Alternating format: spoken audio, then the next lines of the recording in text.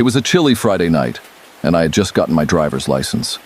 Desperate for some cash, I accepted a gig as a pizza delivery driver at our local Pizza Hut. The late-night shift, they said, could be a goldmine of tips.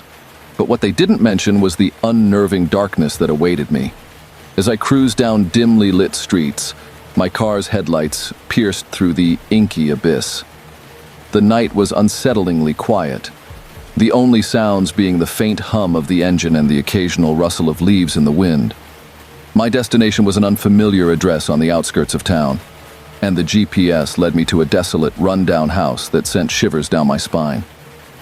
I parked in front of the house, and it stood there, looming in the darkness. Its windows were shattered, and the overgrown garden had an eerie, forgotten quality. My heart raced as I approached the front door, clutching the pizza box tightly. I hesitated for a moment, my mind urging me to leave, but I couldn't afford to lose the tip. I pressed the doorbell, and the silence was broken by a sinister creaking sound. The door opened slowly, revealing a man in his 40s with greasy hair and a twisted smile.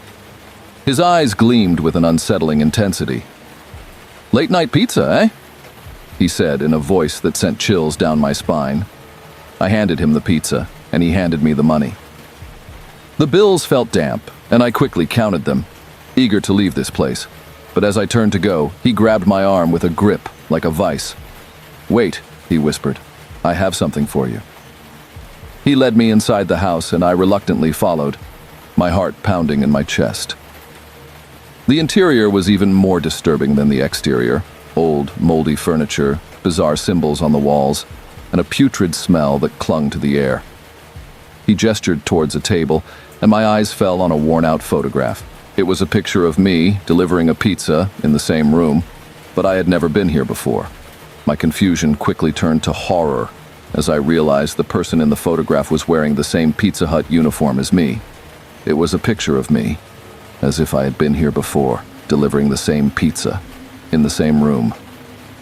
My pulse quickened, and I tried to break free from his grasp. He leaned in, his fetid breath brushing against my ear, and whispered, "This is where you die." Pure terror consumed me as I struggled to get away from this madman. We fought, knocking over furniture and shattering windows, all while the walls seemed to close in on us. In the chaos, I managed to break free, and I sprinted for the front door, never looking back. I reached my car, heart pounding and hands shaking. I peeled out of that accursed place, leaving the man and his sinister house far behind. When I returned to the Pizza Hut, I quit on the spot, never wanting to relive that late-night pizza delivery nightmare. Advice to the listener: if something feels off, don't hesitate to leave, and never let your guard down in unfamiliar or unsettling situations. Your life is more valuable than any job or tip.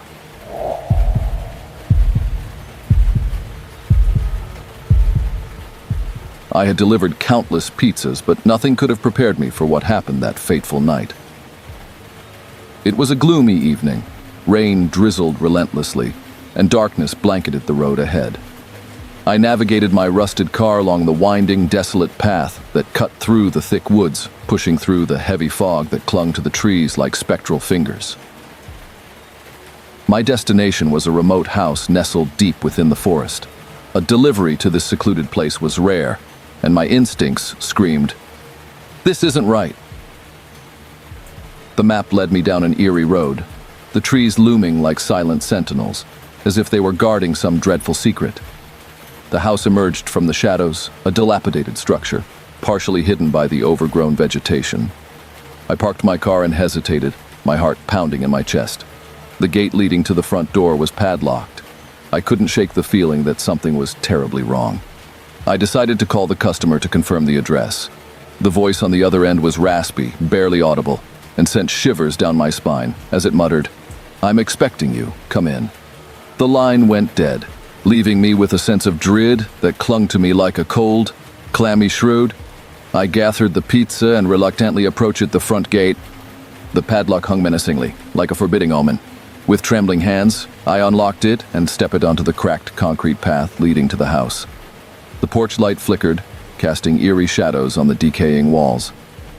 As I reached the front door, it creaked open on its own, revealing an abyss of darkness beyond. I cautiously entered the house, my footsteps echoing through the empty rooms. The air was heavy with an ominous silence that settled like a suffocating fog. My senses were on high alert, and I called out, "Hello, pizza delivery." A flickering candle on a dusty table suddenly came to life. Illuminated by its feeble light, I saw him, a man with hollow eyes, his face a canvas of malevolence. He reached for the pizza, his bony fingers trembling. His lips twisted into a sinister smile as he whispered, "You're right on time." My heart pounded, and a knot of terror gripped my throat. I wanted to flee, but something held me in place. The man's gaze pierced through my soul, and he said, "You've stumbled upon something you shouldn't have." Suddenly, the room was filled with the echoing cries of others who had met the same fate. Their faces contorted in pain, their voices pleading for mercy, and their eyes told tales of unspeakable horror. I knew I had to escape, but the man's icy grip held me captive. He leaned in closer, his rancid breath chilling my spine. "You have two choices: join us or become our next meal." Desperation fueled my strength, and I wrestled free from his grasp, darting towards the door. The otherworldly wails of the Trapped Souls echoed in my ears as I ran through the dark woods, the ominous house fading behind me. I reached my car, hands trembling as I sped away, tears streaming down my face. The horrors of that night still haunt my dreams.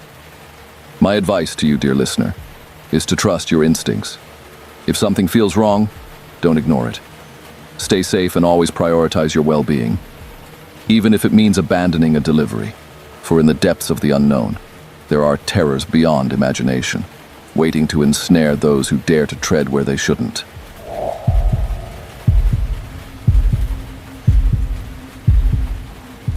I had always enjoyed my late-night DoorDash deliveries, relishing the quiet streets and the extra cash. But nothing could have prepared me for that one fateful night when I ventured into the eerie world of the unexplained apartment gathering. The order came in well past midnight, a last-minute request for a single pepperoni pizza. I sighed, pulling on my jacket and headed to my car. The destination was an old, run-down apartment building on the outskirts of town. As I approached, a sense of unease began to creep over me. The place looked abandoned, with broken windows and peeling paint. It was the kind of building you'd expect to see in a horror movie. I parked in front of the building, my headlights casting long shadows that danced in the darkness. I grabbed the pizza and approached the entrance, wondering if I should even go in. But the promise of a hefty tip motivated me to press on. The door creaked open as I stepped inside, revealing a dimly lit hallway. The sound of muffled voices drew me further into the building. I followed the noise, passing doors that seemed to lead to nowhere, and my heart raced with every step. As I turned a corner, I stumbled upon a sight that froze me in my tracks. In a cramped, shabby apartment, a family had gathered around a small, flickering television. They were all huddled together, their faces obscured by the darkness, bathed in an eerie blue glow. The air was thick with tension, and the family's mumbling seemed otherworldly, like an incantation in a language I couldn't understand. A strange odor hung in the room, a mix of something metallic and sweet. I finally found the courage to speak. "DoorDash delivery," I muttered, my voice trembling. The family turned their heads in unison, their eyes gleaming with an unsettling light. An agitated man, presumably the customer, stepped forward, his face contorted with anger. He snatched the pizza from my trembling hands and shoved a wad of crumpled bills into my palm, his fingers ice cold. But as I turned to leave, he grabbed my wrist with a grip that sent shivers down my spine. In a low, raspy voice, he hissed, "You shouldn't have come here. You need to leave. Now!" I wrenched my hand free, my heart pounding in my chest. Without a second thought, I fled from the apartment and down the twisted hallways. The family's eerie whispers followed me, growing louder and more menacing with each step. I burst out of the building and into the cold night, gasping for breath. I looked back at the dilapidated structure, my heart still racing, and that's when I saw it. A picture, crudely drawn on the wall beside the entrance, depicted a monstrous, shadowy figure with sharp, elongated claws. I realized then that I had stumbled into something far more sinister than a late-night pizza delivery. The warning from the agitated customer echoed in my mind, urging me to forget this place and never return. And so, I share this story with you, the listener, as both a cautionary tale and a plea for understanding. Sometimes it's best not to explore the unknown, to heed the warnings of those who have ventured into the darkness before us. In this world, there are places and people whose mysteries defy explanation, and it's in our best interest to stay far away, no matter how enticing the promise of a hefty tip may be. For in the shadows, something malevolent may lurk, waiting for its next unsuspecting victim.